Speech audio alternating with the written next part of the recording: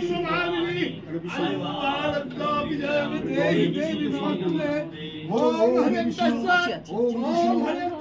বিষ্ণু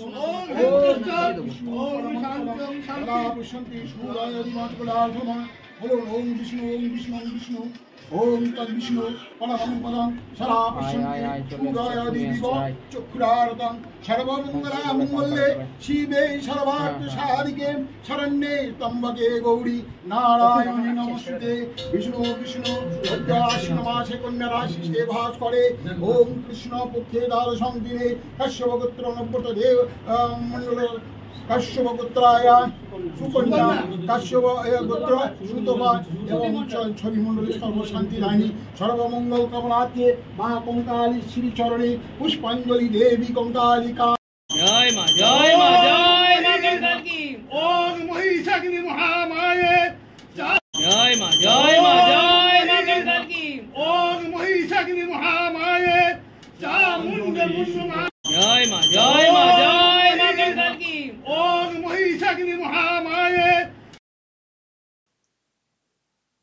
কেষ্ট এখন শুধুই কেঁদে ফেলছেন। বিভিন্ন জায়গাতে দেখতে পাচ্ছি কেঁদে ফেলছেন, কখনো পার্টি অফিসে বসে কাঁদছেন, কখনো মন্দিরে কাঁদছেন, কারোর সঙ্গে কথা বলতে গিয়ে কেঁদে ফেলছেন, শুধুই কেঁদে ফেলছেন।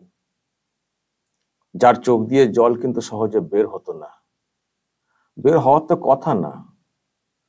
উনি তো নাকি বাঘ, বীরভূমের বাঘ, ফলে চোখের জল তো সহজে বের হওয়ার কথাও না। কিন্তু এখন দেখছি মানে বিশেষ করে জেল থেকে বেরিয়ে এসে ঘন ঘন কেঁদে ফেলছেন। আজকেও কেঁদেছেন। কঙ্কালীতলা ওখানে মানে মন্দিরে গিয়েছিলেন, পুজো দিয়েছেন, মঙ্গল কামনায় কেঁদেছেন। সঙ্গে মেয়ে সুকন্যা মণ্ডল, সুকন্যা মণ্ডলও ছিলেন, দেখতেই পাচ্ছেন, কেঁদেছেন কেষ্ট মণ্ডল। প্রিয় দর্শক, আমি শফিকুল ইসলাম এবং আপনারা দেখছেন আরামবাগ টিভি। আমি আগের দিনে একটা ভিডিও করেছিলাম জেল থেকে ফিরে আসার পর প্রথম যে প্রেস মিট, আমি সেটা শুনিয়ে আপনাদেরকে বলেছিলাম বা প্রশ্ন করেছিলাম যে কি দেখছেন, কেষ্ট কি চেঞ্জ হয়ে গেছেন? মানে জেলে যাওয়ার আগের যে কেষ্ট আর জেল থেকে ফিরে আসার পরে যে কেষ্টকে দেখছি, পরিবর্তন দেখছেন? গলার সুর স্বর চেঞ্জ হয়ে গেছে? কি দেখছেন? যে মানুষটির মুখে শুনতাম খেলা হবে খেলা হবে, নকুলদানা, চরম চরম ঢাক বাজবে, সেই মানুষটি এতটা নরম হয়ে কথা বলছেন, সকলকে নিয়ে চলবো বলছেন, কোনো অশান্তি করব না বলছেন। এত নরম সুর কেন? তাহলে কি তিহারে মানে প্রচুর কষ্ট পেয়েছেন, প্রচুর মানে জ্বালা ভোগ করেছেন, সেই জন্য ভাবছেন যে আর আর না এইরকম আসে জীবনে, এবার ঠিক পথে চলবো। দুর্নীতি, গরু পাচার ও তো আছেই, আর অন্য অশান্তি কাণ্ড বা কিছুর সঙ্গে যুক্ত হয়ে আবার না জেলবন্দি হতে হয়। সেই জন্য কি এতটা নিজেকে পরিবর্তন করেছেন? প্রশ্ন দর্শক রেখেছিলাম আগের দিনে। তো আজকেও দেখছি যে এই ভিডিও সামনে এসছে, মন্দিরে পুজো দিতে গেছেন, মঙ্গল কামনায় মন্দিরে যাচ্ছেন, ঘুরছেন। মেয়ে সুকন্যা ছিলেন, মেয়ে তুলনায় শক্ত থাকছেন, কিন্তু কেষ্ট বাবা, যাকে বাঘ বলা হতো, তিনি ভেঙে পড়ছেন, তিনি ভেঙে পড়ছেন মাঝে মধ্যেই। তো এটা হচ্ছে আর একটা ছবি। তবে একটা কথা বলবো, তিনি এইভাবে মন্দিরে ভেঙে পড়লেও অনেকে বলে থাকেন নিজে যেমন মানে নিজের জন্য যেমন করেছেন সেদিক দিয়ে যেমন দোষ, তেমনি দলের উপরে যারা রয়েছেন নেতা নেত্রী, তাদের সঙ্গে যুক্ত থেকেও ফেঁসেছেন, এটাও অনেকে বলে থাকেন। এবং সেই ক্ষেত্রে উপর দিকের নেতা বলতে কালীঘাটের দিকেও নজর থাকে, মানে অনেকে বলে থাকেন নির্দেশ করে। কিন্তু যারা এইসব ভাবেন বা অনেকে ভাবছিলেন যে উনি যদি বেরিয়ে একবার আসেন তাহলে মনে হয় উনি আর কালীঘাটের বিষয়ে বেশি চর্চা করবেন না, কিন্তু সেটার পরিবর্তন দেখছি না। যে জ্বালা সহ্য করেছেন তিহারে, সেই জ্বালার কিছু কিছু নিদর্শন এখনো দেখতে পাচ্ছি। মানে কষ্টটা দেখুন, 2 মাস জেল খাটা সহজ না।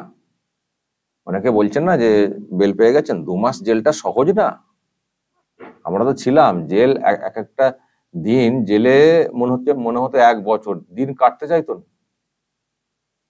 2 বছর যে কি করে কেটেছে ওনার। আর এখানে যেভাবে কাঁদছেন বেরিয়ে এসে, জেলেতেও যে কত কেঁদেছেন, ওখানেও তো পুজো করার জায়গা থাকে, কত যে কেঁদেছেন মুক্তি পাওয়ার জন্য,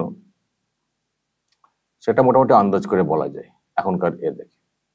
তো যাই হোক, যেটা বলছিলাম যে এত কাঁদছেন, এই করছেন, সব ঠিক আছে, কিন্তু দলের নেতা নেত্রীর প্রতি, মানে উপর দিকের, তাদের প্রতি কিন্তু আনুগত্য যায়নি কেষ্টর। তাদের প্রতি কিন্তু কোনো আনুগত্য যায়নি। আজকে জানি না কেষ্ট কি মনে করেন, কেষ্টকে যে ওইভাবে বাড়ি থেকে তুলে নিয়ে যাওয়া হয়েছিল, সে তার জন্য কিন্তু কেষ্ট নিজে তো দায়ী, কারণ তিনি নোটিশ ফেল করছিলেন। কিন্তু নোটিশ ফেল করার ক্ষেত্রে সাহসটা যিনি জুগিয়েছিলেন, তিনি কিন্তু হচ্ছেন ওনাদের নেত্রী। তিনি বারণ করেছিলেন কেষ্ট যাবি না, ডাকলেও কেষ্ট যাবি না, ডিরেক্টলি বলেছিলেন, ওপেন মঞ্চে বলেছিলেন। আমি সেই নিয়ে ভিডিও করেছিলাম। সাহস পেয়েছিলেন, নোটিশ ফেল করতেন। এবার নোটিশ ফেল করতে করতে একটা তো আইনি একটা জট তৈরি হয়ে যায় না, বেশি নোটিশ তো ফেল করা যায় না।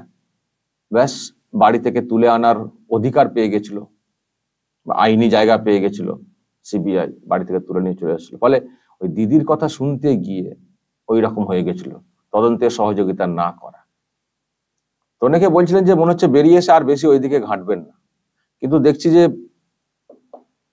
দিদির প্রতি আনুগত্য এখনো যায়নি। আজকেও যেমন এই পুজো দিয়ে দিদির প্রতি আনুগত্য প্রকাশ করেছেন খুবই। জানি না আবার অন্য কোনো জ্বালা রয়েছে কিনা, যে না প্রকাশ করলে আবার অন্য সমস্যা আছে, বা জেলে গেলেও বের করে আনার ক্ষেত্রে আইনি যে লড়াই, আইনজীবী দাঁড় করানো, বা অন্যান্য ক্ষেত্রে আবার দিদি বা দিদির লোকেরা হেল্প করেছেন কিনা কে জানে, তার জন্য আবার আনুগত্য প্রকাশ করা। তো আমি আপনাদেরকে একটু শোনাই এই পুজো দেওয়ার পরে উনি কি বলেছেন। ব্যানার্জি কঙ্কালীকে সেজে ঢালিয়েছে, তারাপীঠকে ঢালিয়েছে, ফুল্লরাতলাকে ঢালিয়েছে। এমন কোনো পীঠস্থান নাই বীরভূমে মমতা ব্যানার্জি টাকা দেয়। আপনারা জানেন যে মমতা ব্যানার্জি বক্রেশ্বরেও টাকা দিয়েছে, পাথরছড়িতেও টাকা দিয়েছে। তাই কঙ্কালী মায়ের এখানে যা সেজেছে, যেগুলো বাকি আছে দেয়ালির পর সব করে। দাদা, কতটা অধীর আগ্রহে অপেক্ষা করছিলেন যে কঙ্কালী তলায় যাবো? হ্যাঁ, নিশ্চয়ই। এটা তো আমার ঘরের পীঠস্থাতা মন্দির, মমতা ব্যানার্জি এটা পীঠস্থাতা মন্দির। এ তো আসার জন্য ছটফট করছি। মা ডাকলে মায়ের কাছে যাবো, তারাপীঠ যাবো, সব জায়গায়। দাদা, কার কার নামে পুজো দিলেন আজকে? নিজের মেয়ে দিলাম, সুতবা পাল দিলাম, আমার স্ত্রীর নামে দিলাম, অভিষেক মমতা ব্যানার্জি। দাদা, পার্থক্য কিছু বুঝতে পারছেন কঙ্কালী তলা 2 বছরে কোনো পরিবর্তন এসেছে কঙ্কালী তলা? না, কোনো পরিবর্তন। যা করেছিলেন সেটাই আছে। আবেগপ্রবণ হয়ে পড়েছিলেন না, যাক, ঠিক আছে। ঠিক আছে, বলছি আজকে আর কোনো প্রোগ্রাম আছে না। জয় মা, জয় মা, জয় মা কঙ্কাল কি। চোখে জল এলেও মমতা অভিষেকের প্রতি আনুগত্য প্রকাশ সেখানে খামতি করেননি কেষ্ট। এটাই আতঙ্কের বা এটাই ভয়ের, এত আনুগত্য প্রকাশ। কারণ একটা কথা বাজারে চলে এসছে, যার মাথায় দিদির হাত তার কপালে জেলের ভাত। ফলে জেল থেকে বেরিয়েও আবার যেভাবে আনুগত্য প্রকাশ করছেন, আনুগত্য প্রকাশ করা মানেই তো অন্যায় আবার সামিল হওয়া। কারণ দিদির কথা তো ফেলতে পারবেন না, দিদির কথা ফেলতে পারবেন না, তো যা বলবেন তাই তো করতে হবে। আর সেটা করতে গিয়েই তো অনেকে ফেঁসে যাচ্ছেন। দেখছেন না আপনারা মমতা ব্যানার্জির ঘনিষ্ঠ কতজন জেলবন্দি, আর তাদেরকে বাঁচাতে কিভাবে মরিয়া হয়ে ওঠেন, সে তো পরের দিকে ওঠেন, কিন্তু জেলবন্দি তো হয়ে যান। অনেককে হয়তো বাঁচিয়ে রাখতে পেরেছেন, কিন্তু অনেকে তো জেলবন্দি।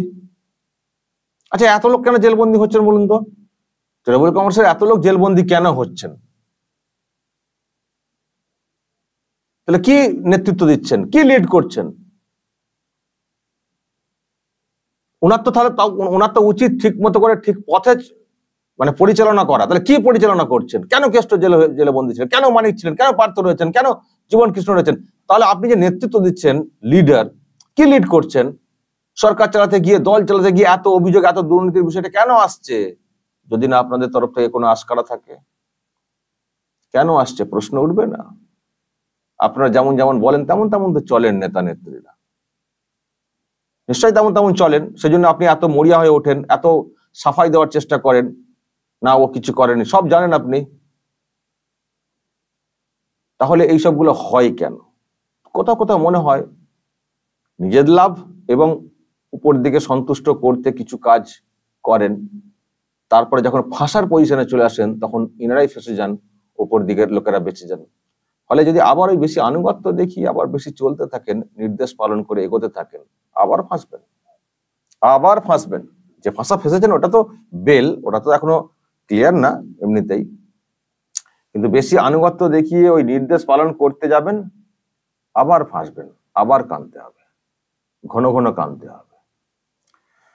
দর্শক বলবেন আপনাদের কি মত, কেষ্টর মধ্যে কি পরিবর্তন কি দেখছেন বা না দেখছেন, আর এই যে আনুগত্য প্রকাশ এর জেরি বা কি হতে পারে? বলবেন যা বলার কমেন্ট বক্সে, নজর রাখবেন আরামবাগ টিভিতে।